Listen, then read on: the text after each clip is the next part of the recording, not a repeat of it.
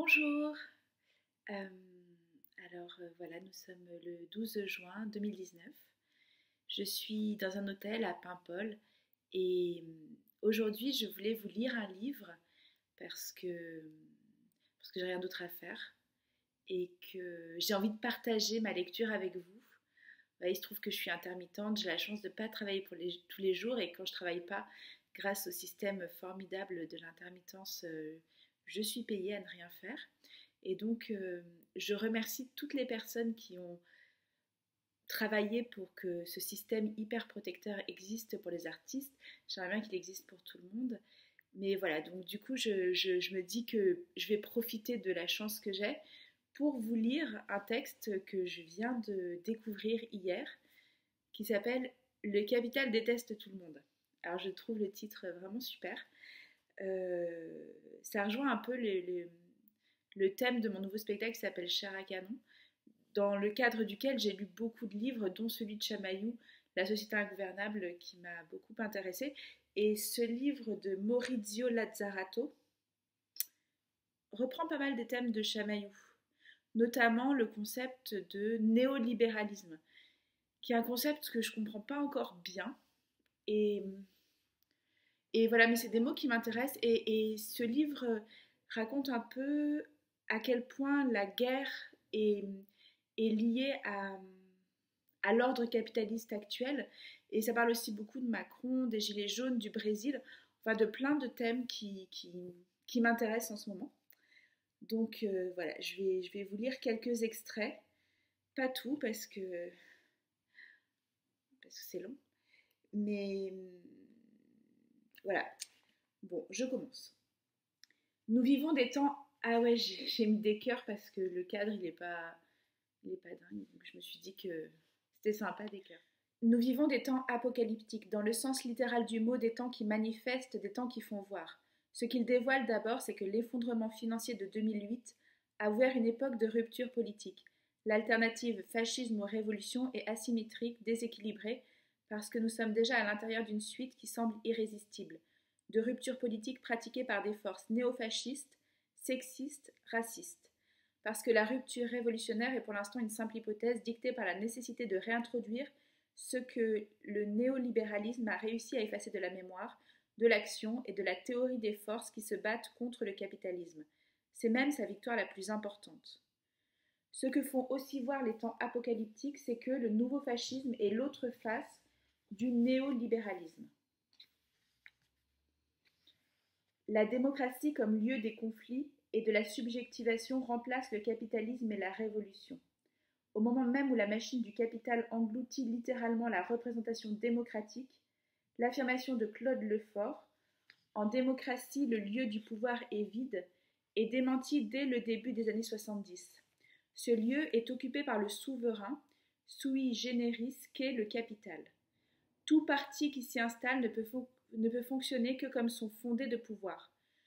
Beaucoup se sont moqués de la simplification marxienne, mais elle a été complètement réalisée de façon même caricaturale par le dernier président de la République française, Emmanuel Macron. Le populisme de gauche donne une nouvelle vie à quelque chose qui n'existe plus. La représentation et le Parlement ne détiennent aucun pouvoir, celui-ci étant entièrement concentré dans l'exécutif, qui, dans le néolibéralisme, exécute non pas les ordres du peuple ou de l'intérêt général, mais ceux du capital et de la propriété.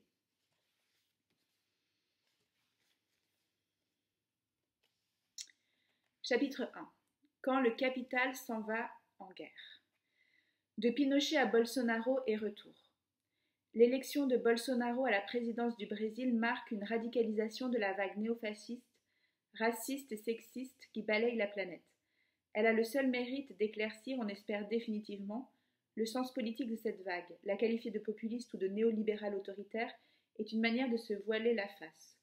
Si la victoire de Bolsonaro frappe les esprits, c'est parce qu'elle renvoie directement à l'acte de naissance politique du néolibéralisme, le Chili de Pinochet. Le gouvernement du Brésil, avec des généraux aux postes clés et un ministre de l'économie et des finances ultra-libéral élève des Chicago Boys, est une mutation de l'expérimentation néolibérale construite sur les cadavres des milliers de militants communistes et socialistes au Chili et dans toute l'Amérique latine. Milton Friedman, chef de file des Chicago Boys, Rencontre Pinochet en 1975. Hayek, le chantre de la liberté, est reçu au Chili en 1977. Il déclare que la dictature peut être nécessaire et que la liberté personnelle est plus grande sous Pinochet que sous Allende. Dans des périodes de transition où, de ce qu'on peut déduire de ces affirmations, on a le droit de massacrer ceux qui ne se soumettent pas à la liberté du marché, il est inévitable que quelqu'un ait des pouvoirs absolus pour éviter et limiter tout pouvoir absolu à l'avenir. Sur ces bases, pendant une décennie, les économistes néolibéraux bénéficient des conditions idéales pour expérimenter leurs recettes, l'écrasement de la révolution dans le sang, ayant supprimé toute conflictualité, toute opposition, toute critique. D'autres pays d'Amérique latine ont suivi ces politiques novatrices. Des Chicago Boys ont occupé des postes clés en Uruguay, au Brésil et en Argentine, avec la prise du pouvoir par Videla, responsable avec la junte militaire d'une autre tuerie peut-être encore plus effroyable. Les néolibéraux entrent dans le gouvernement des militaires et tentent de reproduire les politiques chiliennes de réduction massive des salaires, de coupe dans les dépenses sociales, entamant la privatisation de l'école, de la santé, des retraites. Ces politiques ont été immédiatement reconnues et adoptées par la Banque mondiale sous le nom qui est resté le leur, ajustement structurel. Elles seront ensuite appliquées en Afrique, en Asie du Sud et n'arriveront que bien plus tard dans le Nord. Le néolibéralisme ne croit pas, comme son ancêtre, au fonctionnement naturel du marché. Il sait qu'il faut au contraire continuellement intervenir, le soutenir par des cadres juridiques, des incitations fiscales, économiques. Mais il y a un interventionnisme préalable qui s'appelle guerre civile, seule chose à même de créer les conditions pour discipliner les gouvernés, ayant l'outrecuidance de vouloir la révolution et le communisme. C'est pour cette raison que les Chicago Boys se sont précipités comme autant de vautours sur l'Amérique latine. Il y avait là une subjectivité dévastée par la répression militaire, dont le projet politique avait été défait et sur laquelle on pouvait opérer librement. Cette histoire, rapidement disparue de la mémoire des pensées critiques, n'est pas une spécificité du néolibéralisme. Avant lui, l'ordolibéralisme n'avait pu déployer ses recettes que sur des subjectivités allemandes anéanties par l'expérience nazie. Les néolibéraux, guidés par une haine de classe qui manque à leur adversaire, ne se sont pas trompés en se mobilisant en Amérique latine. Non seulement parce que le capitalisme est immédiatement un marché mondial, mais aussi parce que la révolution qui pour la première fois dans l'histoire s'est manifestée comme mondiale avait dans le Sud ses foyers les plus actifs. Il fallait l'écraser comme préalable à toute gouvernementalité, quitte à s'allier avec, donc à légitimer, des fascistes, des tortionnaires, des criminels. Chose que les libéraux, néo ou pas, sont prêts à faire et à refaire à chaque fois que la propriété privée est menacée, même virtuellement. Le chapitre suivant s'appelle la financiarisation des pauvres et ça parle essentiellement du Brésil. Quelques jours avant le second tour de la dernière élection présidentielle, une journaliste brésilienne, Eliane Brum, écrivait « Quand nous commençons à discuter d'un projet original pour le pays, quand les Indiens, les Noirs et les femmes commencent à occuper de nouveaux espaces de pouvoir, le processus est interrompu. Quand nous commençons à jouer de la paix, la guerre reprend. Car de fait, la guerre contre les plus fragiles ne s'est jamais arrêtée. Elle s'est adoucie parfois, mais elle ne s'est jamais arrêtée. Cette fois, la perversion tient à ce que jusqu'à présent, le projet autoritaire s'est installé avec les habits de la démocratie. » Le passage suivant raconte comment ça s'est passé pour le Brésil socialement pour que le capital financier impose sa domination et que le crédit et la financiarisation rentrent dans la vie quotidienne des Brésiliens. Et ça s'est passé bizarrement à l'époque de Lula et du Parti des travailleurs. Je vous lis encore un petit extrait de ce chapitre. Lena Levinas a très précisément décrit la syntonie du gouvernement du Parti des travailleurs avec les directives des institutions financières de la gouvernance mondiale qui, au moins depuis 2000, préconisent l'inclusion par la financiarisation et la stimulation de la croissance par le crédit à la consommation, qu'elle considère être les moyens les plus efficaces de lutte contre la pauvreté. Après l'effondrement financier de 2008, la Banque mondiale, le FMI, le G20 ont voulu accélérer le développement des systèmes financiers inclusifs pour réduire les inégalités et pour établir une égalité des chances. La démence autodestructrice, fond suicidaire du capital, soigneusement occulté par une gauche qui lui attribue une puissance de progrès et de modernisation qu'il n'a jamais eue, se manifeste à nouveau, résoudre la crise grâce aux techniques financières qui l'ont produite. Mais la stratégie néolibérale n'est pas économique, sans être en même temps subjective. Les sciences économiques sont la méthode, le but est de changer les cœurs et les esprits, disait Margaret Thatcher. Les nouvelles politiques de protection sociale sont en rupture radicale avec les principes du welfare state de l'après-guerre, puisqu'elles visent à protéger les moyens de subsistance de base tout en encourageant la prise de risques individuels. Elles incitent les pauvres à transformer leur comportement pour se rendre capables d'assumer individuellement les risques que l'endettement comporte. Les risques sociaux qui avaient été pris en charge de manière collective, d'abord par la mutualisation ouvrière, ensuite par le welfare state, doivent maintenant être endossés par l'individu. Le welfare, bien qu'il soit un moyen de contrôler les travailleurs en étatisant les modalités de la solidarité entre eux, gardait malgré tout le principe de la socialisation des risques. Cette couverture des risques sociaux par le risque individuel de l'endettement est conçue par les institutions financières comme une technique d'assujettissement, les remboursements réguliers imposant aux emprunteurs une discipline, une forme de vie, une manière de penser et d'agir. Un tel contrôle de soi est essentiel aux yeux de la Banque mondiale pour transformer le pauvre en entrepreneur à même de gérer l'irrégularité de ses flux de revenus grâce au crédit. Ces nouvelles techniques de gouvernementalité très différentes des dispositifs de pouvoir fordistes sont censées créer les conditions, incitations économiques, abattements fiscaux, etc., pour orienter les choix des individus vers le privé à travers une ingénierie sociale micropolitique qui est fondamentalement financière. Plutôt que de fournir des services, il faut distribuer de l'argent, ou mieux encore du crédit, que l'individu dépensera sur le marché des prestataires de services ouverts à la concurrence. Ainsi, l'usager social se transforme-t-il en client endetté. Le Parti des travailleurs a aussi réalisé à son insu un autre élément du programme néolibéral qui s'est rapidement retourné contre lui, la reconfiguration de l'État et de ses fonctions. Loin des néolibéraux l'idée d'un État faible, d'un État minimum, encore moins d'une phobie de l'État. Privatiser l'offre de services signifie enlever à la demande sociale sa dimension politique et sa forme collective. L'État, une fois débarrassé des attentes, des droits et de l'égalité que les luttes portent avec elles, pourra assumer les fonctions que le néolibéralisme prévoit pour lui. Il deviendra un État fort pour une économie libre, un État fort avec les faibles, les non-possédants, et faible avec les forts, les propriétaires.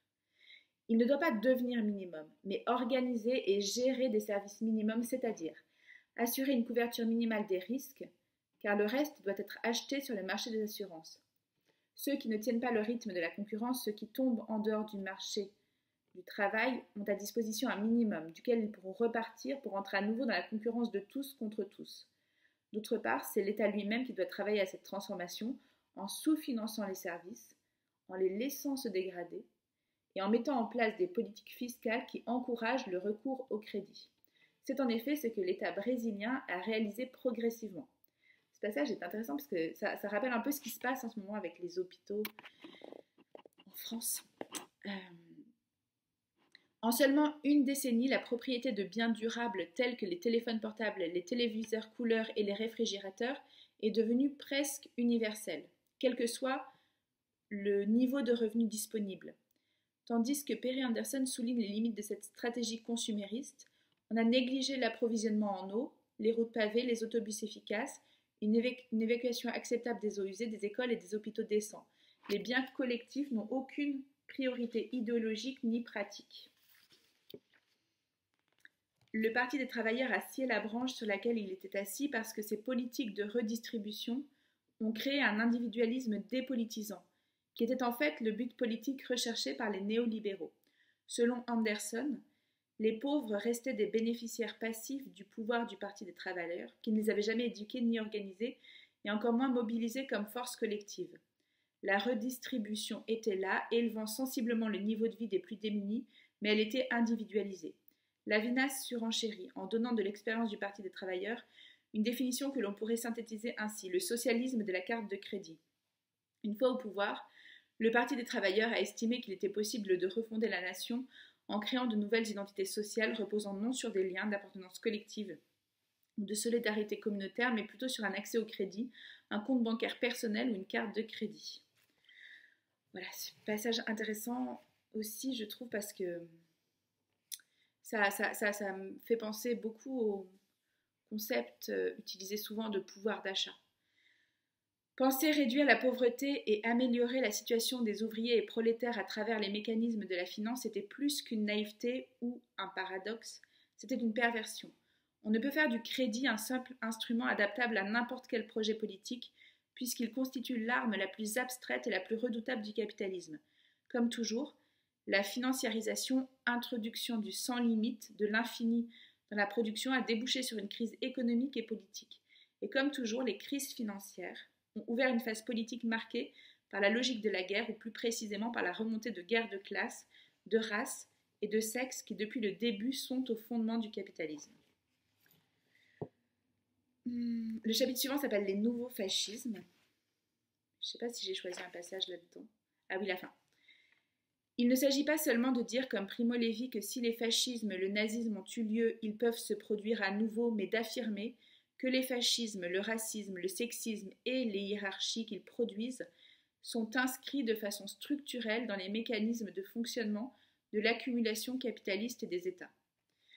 Le petit chapitre suivant s'appelle les fascistes et l'économie. Il n'y a aucune incompatibilité entre les dictatures et le néolibéralisme. Les néolibéraux sont sans ambiguïté à ce propos. Le libertarien von Mises, je ne sais pas trop comment ça se dit, déclarait que le fascisme et les dictatures ont sauvé la civilisation européenne, par quoi il entendait la propriété privée. Mérite qui, selon lui, resterait à jamais gravé dans l'histoire. Quant à l'ineffable Hayek, il préférait une dictature libérale à une démocratie sans libéralisme, au nom d'une priorité privée synonyme de liberté. Pinochet la garantissait, Allende ce n'était pas si sûr. Le profit impose que la reterritorialisation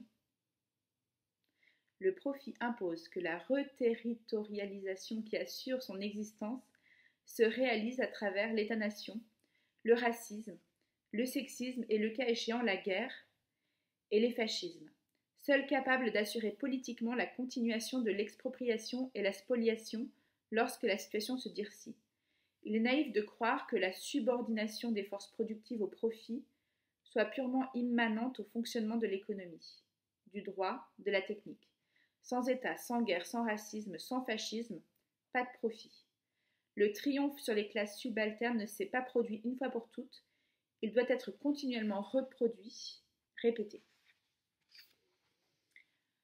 Le racisme contemporain, mutation du racisme colonial. Alors là, le chapitre débute par une citation d'un gilet jaune. Je vous lis la citation. « Ah ben, écoutez, si vous croisez des jeunes ou moins jeunes de banlieues défavorisées, vous leur direz de ma part que s'il y a une chose que ce mouvement m'a apprise, c'est de reconsidérer complètement le regard que je portais sur cette racaille et sa violence supposée.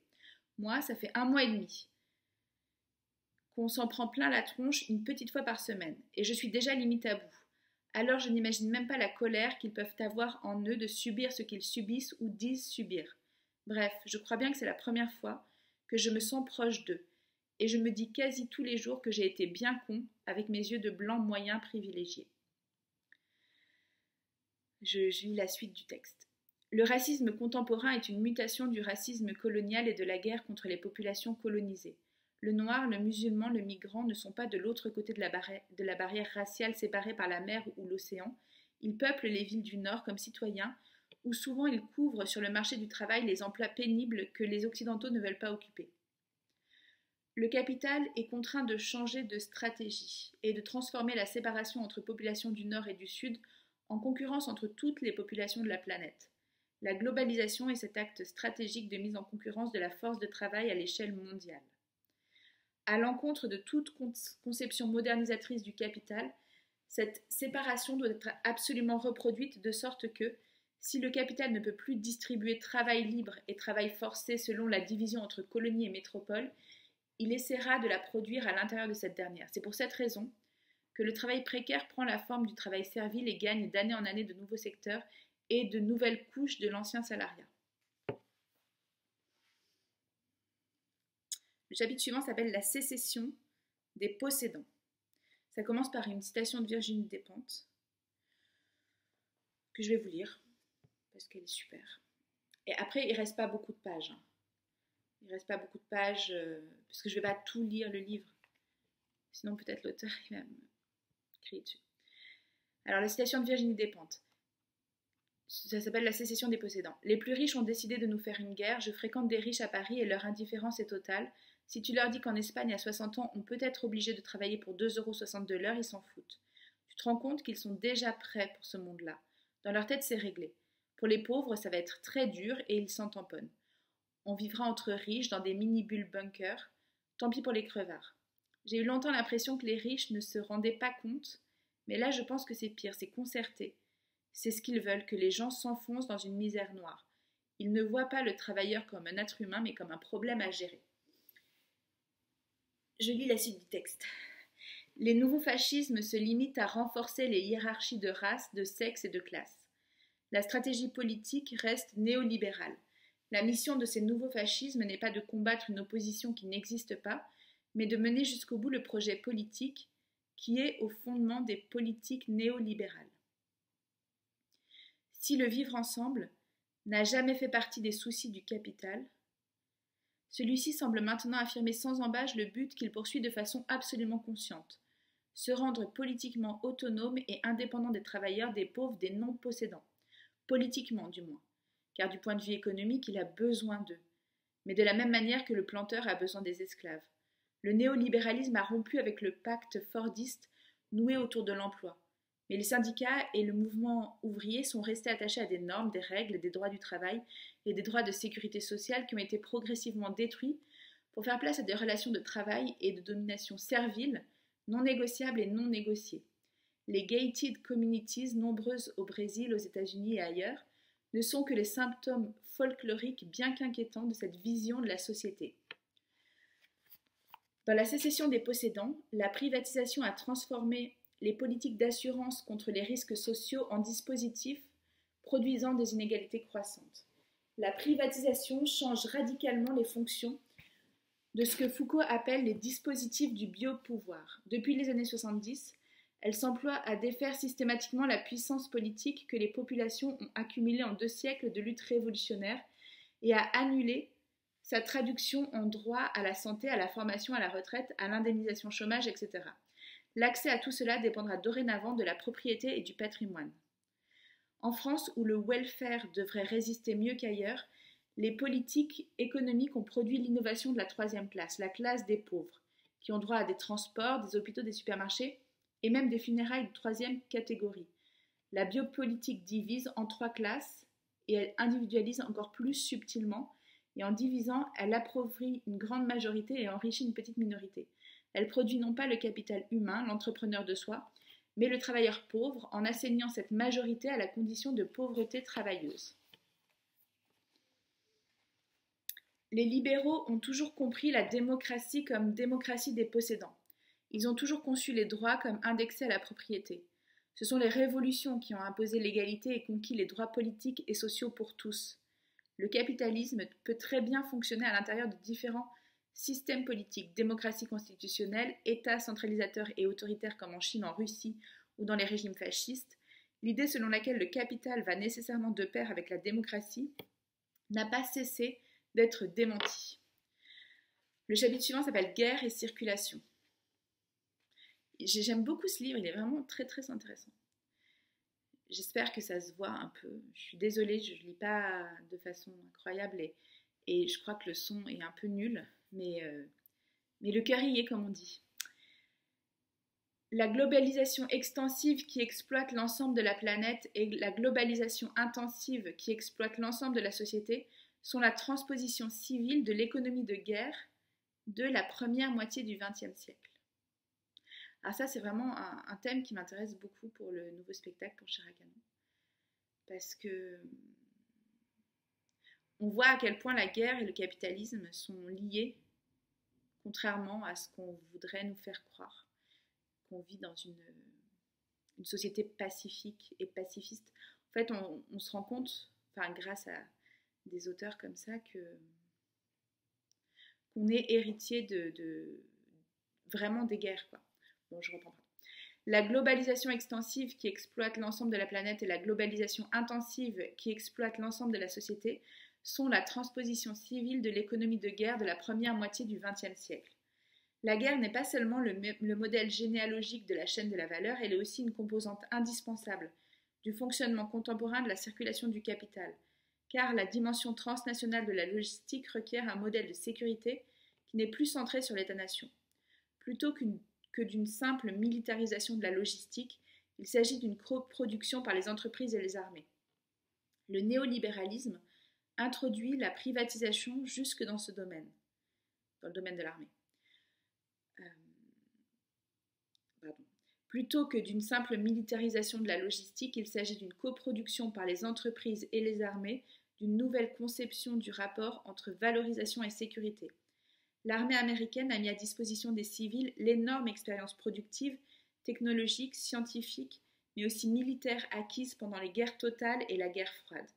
Comme pour la financiarisation, c'est toujours l'État qui a l'initiative et le problème réside dans la manière dont ces savoirs sont transférés au privé. L'État et ses frontières, en définissant le dedans et le dehors de la nation, établissaient le fondement des divisions entre actions policières et actions militaires, guerre et paix, guerre et terrorisme. Le fonctionnement transnational de la finance et de la logistique vient brouiller cette division.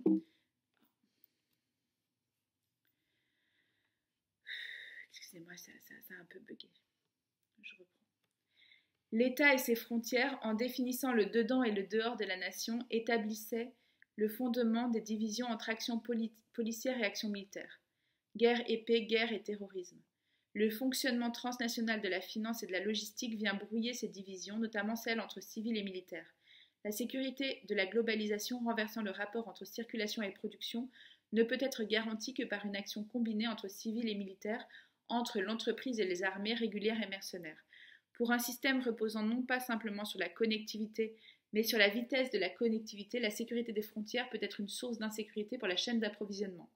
La sécurité de la chaîne d'approvisionnement a pour préoccupation centrale la protection des flux de marchandises et celle des infrastructures de transport et de communication qui les soutiennent. La logistique, gestion du transport de marchandises et gestion du transport de l'information, a rendu possible la production flexible et just in time, et c'est toujours la circulation qui a permis une exploitation globale d'une force de travail dispersée sur la planète entière. L'exploitation de la force de travail à l'échelle mondiale est ce qui définit le capitalisme. Mais avec la logistique, pour la première fois, elle est le résultat d'une machine productive, technologique, informationnelle, administrative, militaro-policière intégrée. Le capital, grâce à la logistique, jongle entre subsomption réelle et subsomption formelle de la force de travail, c'est-à-dire entre exploitation du travail hautement qualifié à travers de très lourds investissements en capital fixe, machines, technologies, sciences, et exploitation du travail servile, du travail des enfants, de l'esclavage avec des modalités qui ne semblent pas appartenir à la modernité capitaliste. En réalité, le capitalisme tient ensemble, aujourd'hui comme hier, la plus innovante production intensive en capital et les modalités d'exploitation intensive en travail les plus traditionnelles et les plus violentes. Voilà, je vais finir cette lecture sur une citation de Thomas Sankara qui a dit en juillet 1987 « La dette est encore du néocolonialisme où les colonisateurs se sont transformés en assistants techniques. En fait, nous devrions dire qu'ils se sont transformés en assassins techniques. La dette, contrôlée par l'impérialisme, est une reconquête savamment organisée pour que l'Afrique, sa croissance, son développement obéissent à des normes qui nous sont complètement étrangères. » Voilà, c'est la fin de cette lecture. Je pense que je vais en refaire une demain. Parce que après, c'est drôlement bien, ça parle vraiment précisément de la guerre. Donc voilà, je pense que je vais reprendre demain ou pas, sinon vous pouvez acheter le livre. Ça fera des petits sous à Maurizio Lazzarato, à qui j'ai même pas demandé son avis pour faire cette lecture. Bon, en même temps, il va toucher que 1,40 € sur le prix du livre. Et si vous l'achetez chez Amazon, Amazon va toucher 6 €, ce qui est absolument dingue. Donc voilà, si vous l'achetez le livre, surtout l'achetez pas chez Amazon. Même si je reconnais avoir été longtemps amoureuse de Jeff Bezos, l'homme le plus riche du monde. Voilà, peut-être que je finirai la lecture demain. Je suis désolée pour le son qui est tout pourri, je suis désolée pour l'image qui est toute pourrie. Mais voilà.